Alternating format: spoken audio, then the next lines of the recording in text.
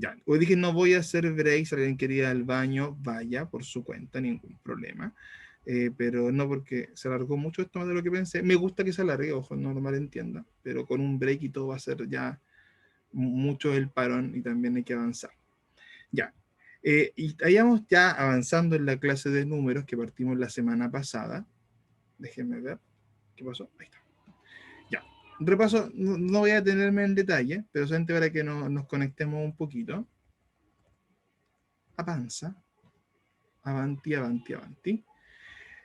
Números es un número, o sea, es un libro, perdón, interesante.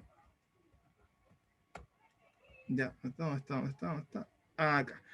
Porque era básicamente un diario de viaje de lo que fue el recorrido por 3 desiertos que tuvo el pueblo, estos 40 años de duración del texto y las consecuencias que tuvo para Israel. A pesar de que es un libro con hartos elementos de esperanza, también es un libro donde vemos a Israel sirviendo, que alguien lo comentó cuando hablábamos hace un rato de la actividad, que ahora veíamos al Israel sirviendo, al Israel en la práctica, como un poco de referencia que hacía mi hermano Miga hace un rato, pero que también esta práctica tuvo fracaso. Si tuviésemos que ponerle nota, el pueblo reprobó, reprobó la práctica, Moisés reprobó, todos reprobaron, porque no fueron capaces de seguir fielmente a Dios. Y este carácter que, como se menciona acá, era carácter de esclavo, de cobarde, de un pueblo dependiente, incapaz, se reflejaron más que nunca. Ya, se reflejaron más que nunca. Vimos también algunos elementos clave de este fracaso de Israel, vimos la falta de fe, las murmuraciones, las quejas, la deslealtad y la rebelión, entre otros, pero como los principales. Avanzo. Vimos del punto de vista de Pablo Hoff un tema central que es la infidelidad en el desierto, como tema central del libro, y también analizamos algunos temas secundarios que son interesantes mencionar, la misericordia, la justicia y la esperanza que sigue estando presente, porque a pesar de que esa generación, la que sale de Egipto, se le prohíbe entrar a la tierra prometida, sigue estando la esperanza de que la generación que viniese iba a cumplir con el pacto, con la promesa que Dios ya había hecho. Habla mucho del trato con el pueblo, de cómo Dios los forma. Habíamos también hablado de la figura del desierto, que ya se había comentado en un momento, con sus características, y de cómo paradójicamente este libro trabaja con 3 desiertos, que son digamos, los pasos que tuvo que hacer la nación de Israel, como están en Sinaí, en Parán y en Moab, y cada uno con diferentes elementos. Luego comenzamos a ver algunas cosas del libro en general. Voy a ir rápido a esta parte, insisto, porque quiero pasar a la segunda mitad.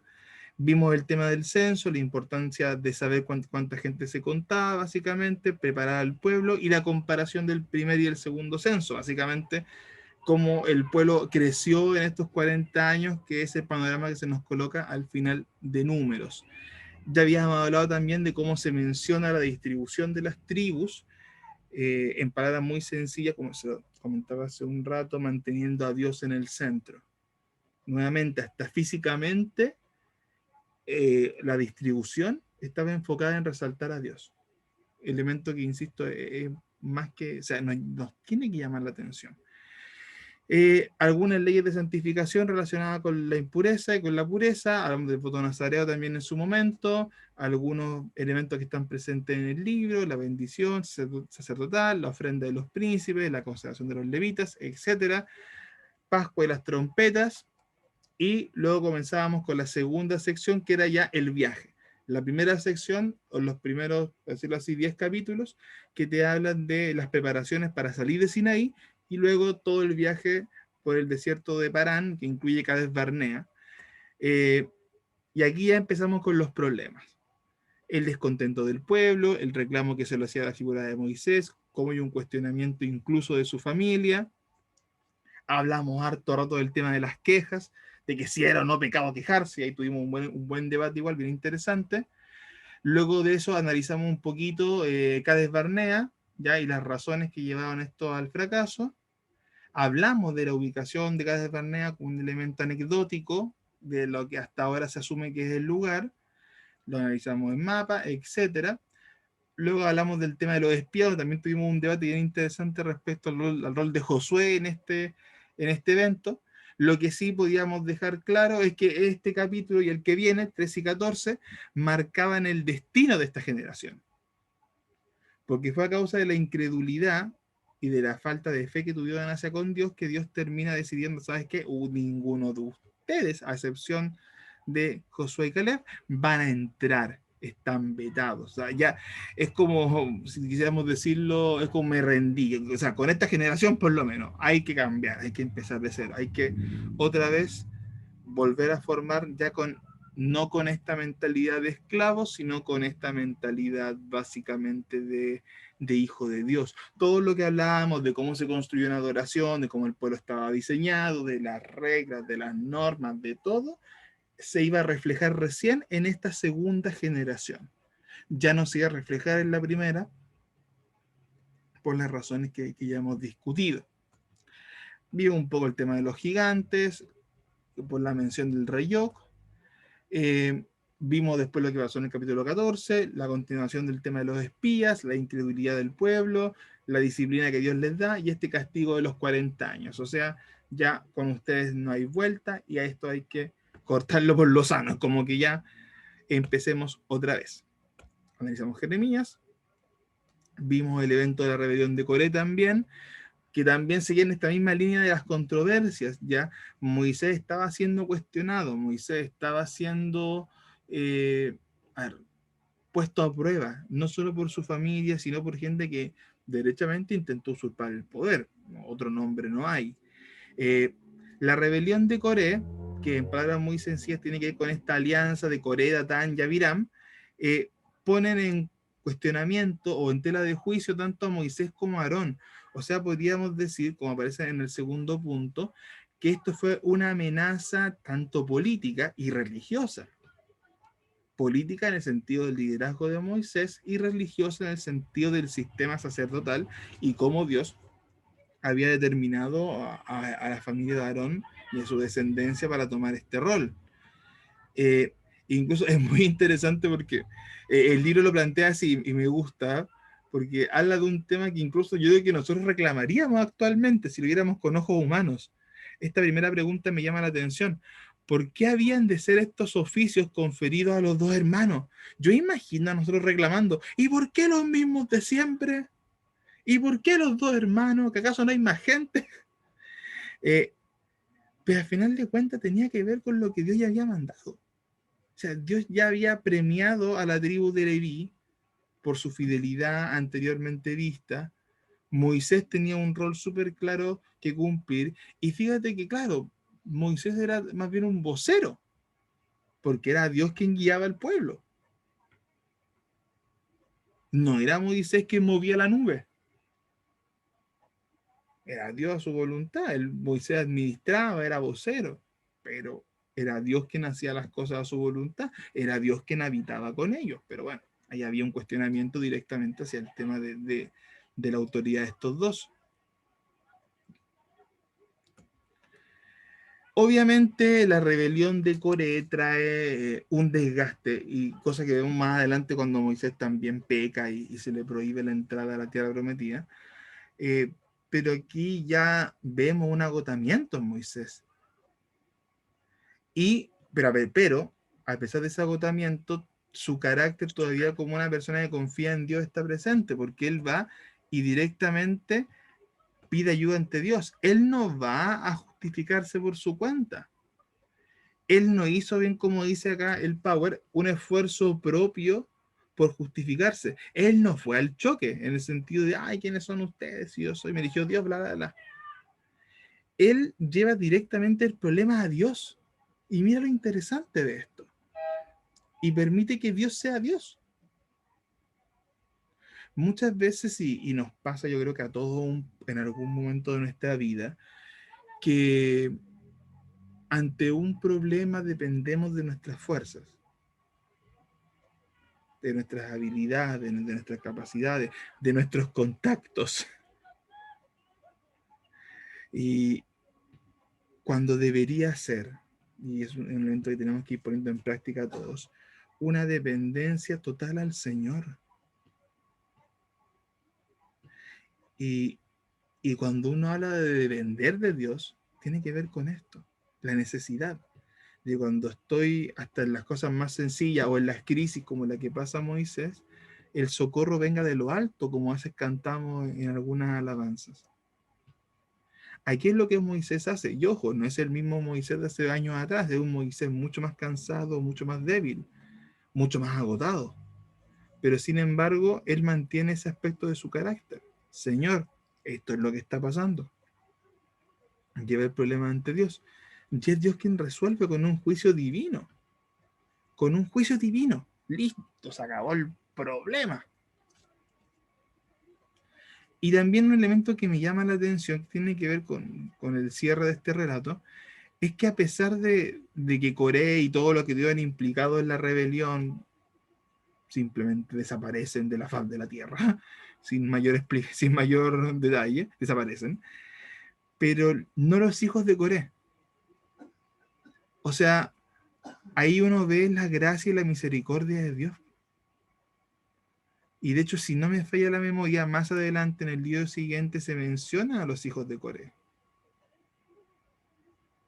O sea, aquí no pagaron los que no tenían que pagar, sino de que se respetó a la descendencia.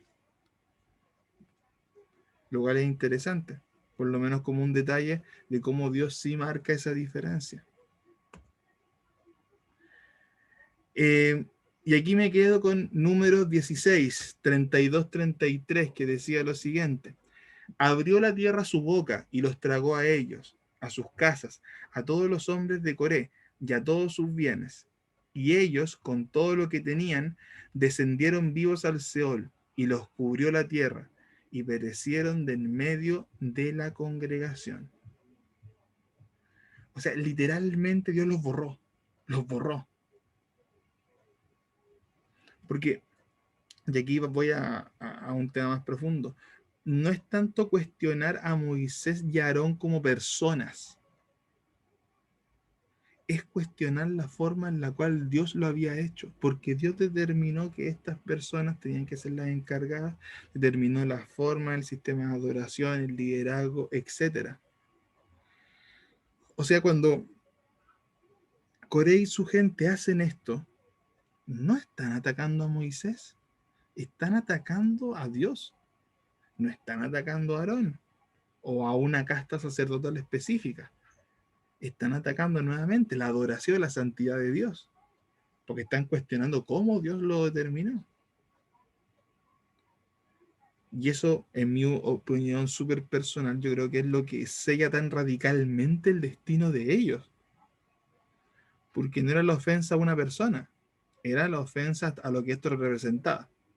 Pregunta, creo que vi una mano levantada. Sí, Hugo. Ahí dice que tragó a toda su descendencia, ¿o no? No, que de hecho después te mencionan de que están los hijos de Coré. Ya.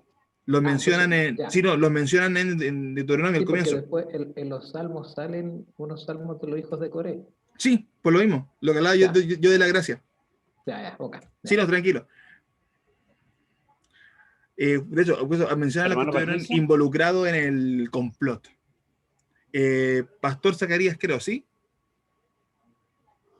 Sí, precisamente en el Salmo 84 se menciona los hijos de Coré y se compara cuán amables son tus moradas, oh Jehová, Dios de los ejércitos. Comienza el salmista, y que aún el gorrión y la golondrina hay a casa. Entonces, como que Dios levanta y tiene misericordia de los hijos de Coré. Justamente. Sí, no, pero es que, de hecho, para aclarar lo que decíamos anteriormente, hay esa gracia con la descendencia que después se grafica tanto en números que los mencionan, no, en Deuteronomio que los mencionan, y también en este salmo que menciona el pastor Zacarías, Salmo 84, ¿verdad? ¿Me corrige? ¿Sí? 84. Ya, y el Salmo 84. Sí, 84 donde también se menciona la descendencia de Coré. Ya, avanzamos un poquito para que aprovechemos, ojalá, aunque no dejemos terminado, pero dejarlo casi listo. Las experiencias del viaje a Moab. Ya estamos ya en la segunda mitad del libro. Y acá pasan cosas bien interesantes. Pasa el evento de la serpiente de bronce, que Dom no permite el paso, como que los tiene ahí nomás a estos seres, no entren por acá. Moisés y Aarón pecan, que esto es un tema que lo voy a tocar al tiro con un poco más de detalle. El tema de la serpiente de bronce, que también ocurre. Algunas o las primeras victorias militares de Israel, con sus, voy a decirlo así, sus primeros acercamientos, porque recuerden que Israel tenía que ya empezar a prepararse para ir a la conquista. Entonces, que poco a poco tenga estas experiencias militares es más que necesario. Y por último, que lo voy a dejar como cierre, el tema de Balaam, que es un personaje muy interesante en la Biblia y hay que hacer un poco una mención de él con más detalle. Bueno, ¡au! Perdón, cuidado con los micrófonos, que el audífono es sensible y pasa la cuenta. Ya, números 20. Moisés, que como les decía hace un rato, viene más cansadito, viene un poquito más molesto, el pueblo lo tiene medio chato porque es rebelde, es pesado. Pero acá, uy, perdón, ¿qué pasó? Se me cambió solo. Pero aquí también vemos que Moisés cae, ya Moisés definitivamente su carácter o su paciencia llega a un límite, su agotamiento físico, espiritual, mental también, peca.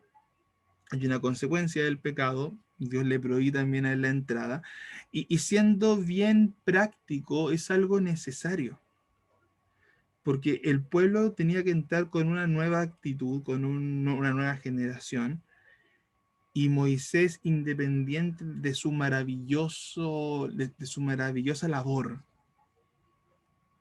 también era un líder cansado, un líder que cumplió una tarea titánica, pero que nuevamente su agotamiento le termina pasando la cuenta. Ojo, no un hombre malo ante Dios nada, pero un hombre que ya había cumplido su rol y que también tenía que dar ese paso necesario. Y ojo, que también nos lleva a reflexionar muchas veces de nuestra condición espiritual también cuando tenemos responsabilidades. Pero quedándonos con esta idea de que es un líder imperfecto, ya lo hablábamos hace un rato, que buscaba la santidad, que tenía relación, comunión con Dios, que recibía comunicación íntima con Él, pero que también su carácter le juega la pasada en este caso en particular. Independiente de que, bueno, y aquí me adelanto con el final en Deuteronomio, pero independiente, yo creo que Moisés tiene uno de los grandes privilegios en la historia bíblica. O sea, que Dios esté en tu entierro, po. Que entierro más maravilloso, que lo presencia el Padre, que lo oficia el Padre, poco menos. Así que, claro, independiente de que él no puede entrar a la tierra prometida, Dios le permite verla, es como un reconocimiento a su labor, eh, y también él lo acompaña en su momento final, lo cual es interesante. Por lo menos para mí es un hecho que hay que recalcar. Ocurre el evento de la serpiente de bronce, y acá es interesante cómo la serpiente de bronce, y esto lo saqué un poquito de lo que plantea el texto, te plantea estas diferencias, o esta comparación, mejor dicho. Como Moisés levantó la serpiente, así es necesario que el Hijo del Hombre sea levantado. Aunque la serpiente tiene su significación obviamente desde una línea, pero es interesante cómo también ya el apóstol Juan aplica esta misma idea como un elemento del Pentateuco, esta comparación. Ya, avanzo un poquito, que quiero llegar, ojalá a terminar. Luego de eso, la última sección del libro, ya es del 26 al 36. Paréntesis, dejé a Balá al final, solamente por un capricho mío. Por eso lo dije, pero no lo expliqué. Dentro de esta sección, del capítulo 26 al 36, hay hartos eventos bien precisos que también son bien puntuales y no quiero detenerme mucho. Está el segundo censo, que hace la comparación con el primer censo que debatíamos la semana pasada. Hay algunas leyes específicas sobre el tema de las herencias. Recordad que Israel era o sea, la ley era tremendamente detallista en muchos temas, entonces de vez en cuando se van viendo estas leyes que van aclarando, que van complementando en diferentes áreas. El nombramiento del sucesor de Moisés, ya luego de lo que pasó en el capítulo 20, que también era muy necesario, había que definirlo. La guerra contra Madián, también estos primeros enfrentamientos militares, la división de Transjordania, también esta separación que hay, y algunos mandatos referentes a ocupar Canaán, nuevamente instrucciones más bien específicas. Ahora, ¿por qué voy rápido para acá? Porque aquí quiero detenerme dentro de todo en dos elementos. Ya, que ahí está, lo del sucesor de Moisés y lo de Balaam para ir cerrando. Ya hablamos de Números 20, Moisés carácter, peca, Dios directamente le dice, no, no puedes sentar acá. Y aquí fíjate que Moisés toma una actitud bien interesante, que yo la encuentro positiva. Moisés, aunque no te lo declaren con palabras tan exactas en muchos puntos, reconoce, al final de cuentas, se da cuenta de su rol. Fíjate que no entra en rebelión con Dios, porque tal vez voy a poner el ejemplo de Saúl. Saúl entra en rebelión con Dios después de que Dios le quita el trono. Imagínense a Moisés, un Moisés que no quiere dejar el poder. Un Moisés que dice, no, ¿cómo se le ocurre? Yo voy a seguir acá, voy a seguir, no, si yo los traje todo el camino, ¿cómo no voy a entrar con ellos? Me los tuve que aguantar 40 años, po. ¿Cómo no voy a entrar? ¿Cómo se le ocurre esto, señor? Entonces, claro, Moisés hubiera sido otra persona y Moisés hubiera entrado en rebelión. En rebelión directamente, no, me paro a choro y no lo hago. Y probablemente bajo ese contexto el final de Moisés hubiera sido muy distinto. Moisés reconoció que su tiempo había llegado. Y seguramente ya cuando Dios se lo dice con palabras audibles, claro, humanamente uno se puede imaginar que hubo un momento de dolor, de sufrimiento, obviamente. Pero más allá de eso, hay un reconocimiento. Señor, es mi tiempo. Y no pasa mucho para que haya un sucesor. No porque había que echar a Moisés de golpe, sino porque Moisés ya se había dado cuenta que su tiempo había llegado. Y de hecho, uno ve un carácter muy distinto, o sea, un rol, no un carácter, un rol. Un rol muy distinto al Moisés de este libro, al Moisés del libro siguiente. Porque en Deuteronomio nos encontramos con un Moisés reflexivo, con un Moisés que está dedicado a enseñar todo lo que pueda, más que dirigir, él está enseñando, estaba entregando sus palabras finales, estaba dejando toda la casa lo más ordenada posible. Ya no tenemos a este Moisés con el foco tan en liderar, sino un Moisés con el foco de alentar.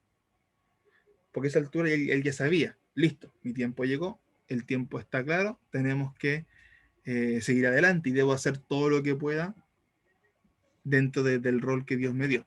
¿Alguien podría buscarme Números 27, 16, 17 para complementar esta idea de la solicitud de Moisés? Números 27, 16 y 17. Por favor, si alguien lo tiene, simplemente léalo. Amén. Amén, pastor. Ponga Jehová, Dios de los espíritus de toda carne, un varón sobre la congregación, que salga delante de ellos y que entre delante de ellos, que los saque y los introduzca, para que la congregación de Jehová no sea como ovejas sin pastor. Amén. Y Jehová dijo a Moisés, toma a Josué, hijo de Nun, varón en el cual hay espíritu, y pondrás tu mano sobre él, Hasta el 19, 18. No, era el 17, pero no importa, me conectó con lo que venía, tranquilo. Era más que nada para reconocer la solicitud que hace Moisés, volviendo al tema del carácter. O sea, Moisés no solamente no le reclamó a Dios, no se puso rebelde choro, sino que empezó a pedir, tráeme este líder, tráeme esta persona. Una persona que dentro de lo que Moisés le pide al Señor tenga ciertas características, cosas que se cumplen. O sea, Josué es un muy buen ejemplo de líder. Y finalmente dice que venga esta persona. Y Dios de inmediato responde, va a ser él. La elección de Josué, que es la que Dios hace, no la hace Moisés, la hace Dios. Pero Moisés definitivamente, lo respeta el criterio, hay un nombramiento, Moisés honra a Josué y lo reconoce en público, o sea, para que no haya ninguna duda. Y mire qué importante esto, hermanos, y aquí vamos a un elemento más bien secular del liderazgo, que es dejar las cosas ordenadas, po. que es dejar las cosas ordenadas. ¿Cuántas veces ha pasado, ya sea en trabajos, en la familia misma, en la iglesia, cuando hay que poner tal vez una persona con autoridad para cierto elemento y es necesario que la autoridad mayor lo reconozca? Porque a veces el pueblo es rebelde, a veces los hijos son rebeldes cuando uno tiene familia o los hijos más pequeños. No, o sea, que va a ir, no sé, una persona a cuidarte, una niñera, etcétera. Y los papás tienen que decir, ¿sabes qué? Esta va a ser la niñera, tienes que respetar, tienes que marcar cancha. En un trabajo lo mismo, esta va a ser la persona asignada para hacer esto, va a tener estas funciones, aquí ponemos cancha, la marcamos bien.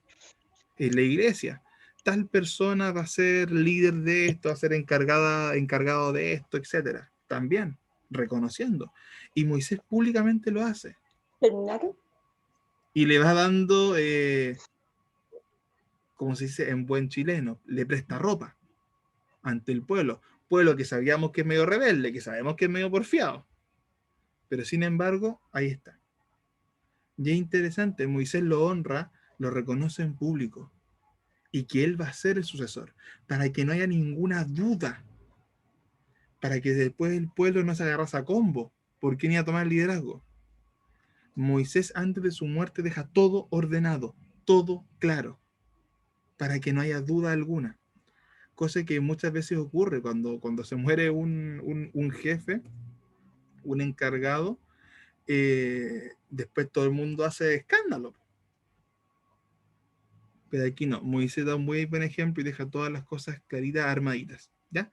Bien, y ahora aquí hice un cambio de orden porque me interesa, aunque sea, esto ya ha pasado antes de lo que les comenté, creo que es un cierre interesante para el libro y un cierre que nos plantea un aspecto que llama la atención sobre el futuro. Y creo que es importante mencionarlo.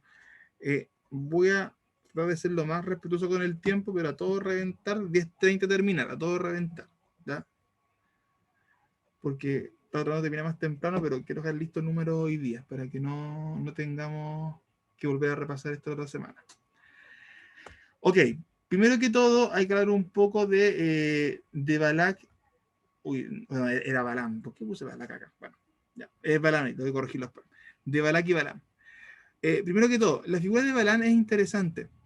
Bueno, se lo plantean cuando intentan pasar por los territorios de Balak. Balak no quiere que pasen. Balak llama a Balaam, que es básicamente un hechicero, un brujo, para que le tire maldiciones al pueblo para que estos no puedan pasar. Estoy resumiendo la historia. Pero la figura de Balaam es interesante. Porque uno podría llegar a cuestionarse, ¿es un profeta o es un adivino? Porque si comenzamos a revisar los capítulos 22 en adelante, tiene algunas características que son raras. Es como que es una mezcla medio extraña.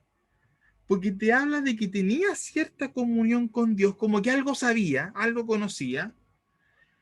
Tenía algún conocimiento de justicia divina, como lo menciona Miqueas, y de la vida de ultratumba. O sea, sabía cosas. Tenía hasta cierto nivel de comunión. Menciona el 24:4 que tenía la visión del omnipotente, de Dios. Incluso él reconoce en el 22:1 de que no iba a hablar cosas que Dios no le iba a decir, o sea, que no iba a hablar cosas de más. Pero también era una persona que hacía adivinación, buscaba augurios del futuro, como menciona el texto de Pablo Hoff. O sea, es un personaje extraño.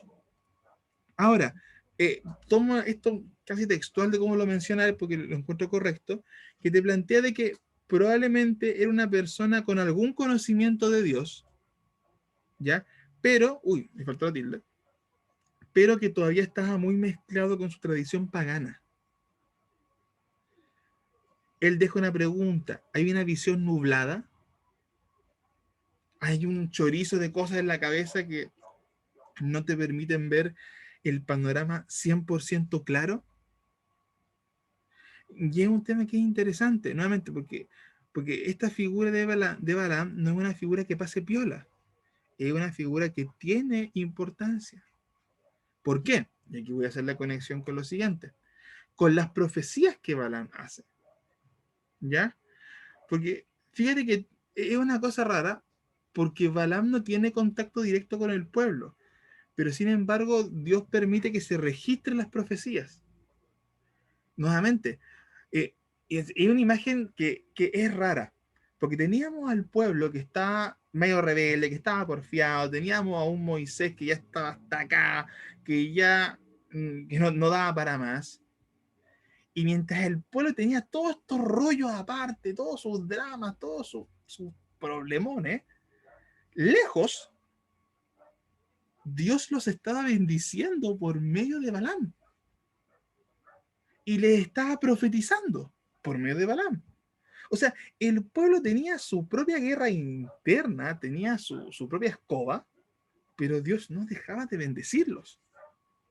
Y eso nuevamente es algo interesante, independiente del contexto, que insisto, Balaam no es una persona que uno dice, oh, qué espectacular el tipo. No, nuevamente, tenía algún conocimiento de Dios, pero el tipo era un adivino. No era un sacerdote, no. Se reconoce cierto conocimiento, pero el tipo no era un sacerdote de Dios. Nuevamente, tenía este conocimiento medio mezclado, truculento, con sus propias tradiciones paganas. Pero sin embargo, Dios lo usó, y lo usó igual. Y de las profecías quiero destacar estos 4 elementos.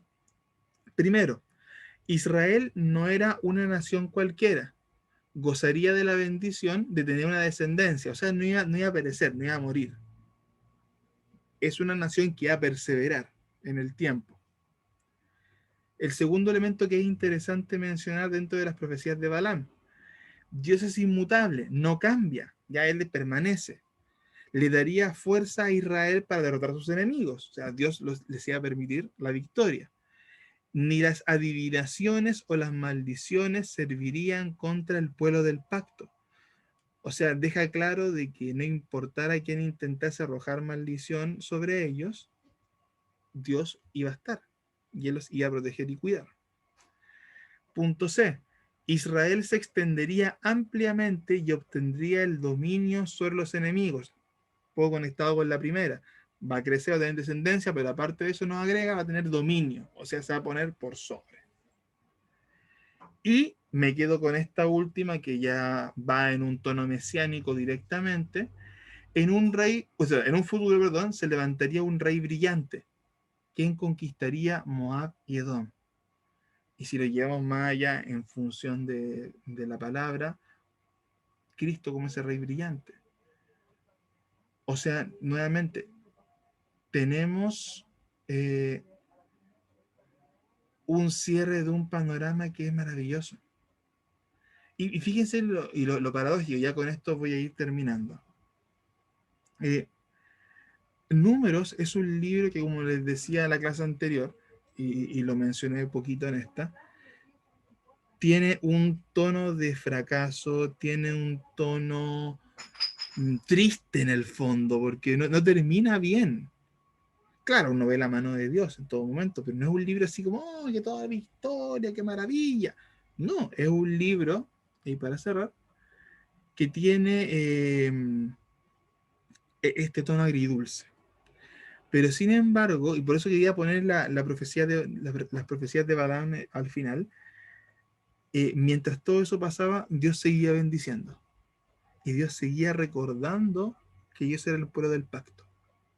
A pesar de que Israel no sabía lo que estaba pasando, ellos estaban en su drama, pero Dios no dejaba de bendecirlos. O sea, a pesar de lo triste que es el panorama de números, de lo agridulce, Dios estaba ahí y seguía estando ahí.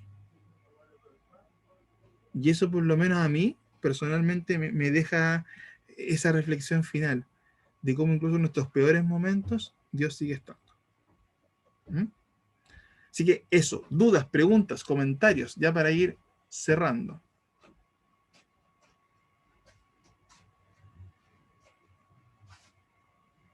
¿No? Ok, ya, déjame terminar la grabación.